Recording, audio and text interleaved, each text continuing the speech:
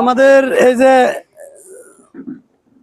অল্প পরিসরে একটা পিকনিকের আয়োজন করা হয়েছে আমাদের বন্ধু বান্ধব মিলে সবাই। আমরা এখন রান্না করতেছি, গরুর মাংস দিয়ে খিচুড়ি হবে। এই যে গরুর মাংস দিচ্ছি, দেখেন গরুর মাংস কিন্তু একবারে আমরা হাড় ছাড়া নিছি।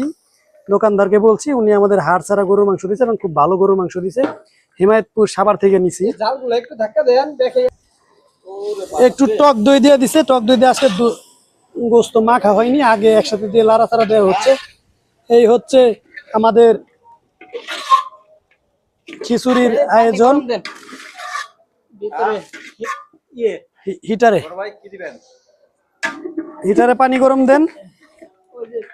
আসলে আগুন না দেখালে ভিডিওর মজাই নাই। দেখেন সেই ধাও ধাও করে আগুন জ্বলতেছে। আর ডেক্সিটা আসলে দেখেন কত বড়। আজকে আমরা খাবো বেশি করে, বড় বড় প্লেট আনছি।